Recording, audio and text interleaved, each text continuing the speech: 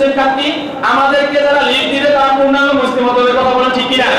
যদিও তারা নামাজ পড়ে আর না পড়ে যদি আল্লাহকে বিশ্বাস করে, আমরা এটা তো মানি নাকি, কিন্তু এখানে যারা নোংরামি চর্চা করে, যে সমস্ত লোকেরা আমাদের সকলের মাথার পা সত্তাবধান আলেমী শাহ আহমদ শফি রহমতুল্লাহ আলাইহিকে তেতুল হুজুর বলেছিল, সেই ব্যক্তি কখনো বাংলাদেশের অন্তর্বর্তীকালীন সরকারের উপদেষ্টা হওয়ার যোগ্যতা রাখে না, কথা বলেন ঠিক কিনা?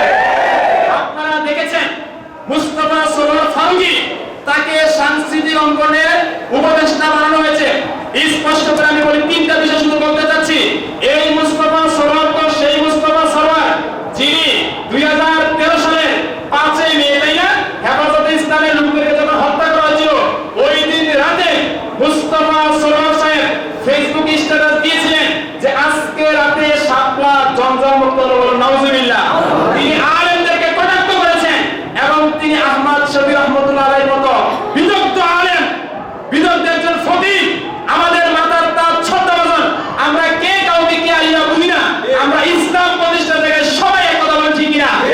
যার মাথায় টুপি আছে পাঁচ পল্লী, না জামাতি, না ফুলফিলা দরবার শরীফের, নাকি আপনার সর্দিনার, সেটা দেখার বিষয় না। যে আলেমই আল্লাহর এই জমিনে আল্লাহ দ্বীন প্রতিষ্ঠার কথা বলবে, কোরআনের কথা বলবে, আমরা সমস্ত আলেমদেরকে বুকে টানবো, কথা বলেন ঠিক কিনা? কিন্তু আলেমকে কটাক্ষকারী, তারপর যিনি সমকামিতার পক্ষে কথা বলছে, এই মুস্তাফা সরোয়ার সেই মুস্তাফা সরোয়ার যিনি সমকামিতাকে প্রমোট করেছে, কথা বলেন ঠিক কিনা? সুতরাং এরকম নানান ইসলাম বিদ্বেষী আলেমদের কটাক্ষকারী কোন ব্যক্তিকে আগামীতে আমরা উপদেষ্টা দেখতে চাই না, কথা বলেন ঠিক কিনা? পারবেন তো ইনশাআল্লাহ? আওয়াজ তোলেন, এখনই সময়।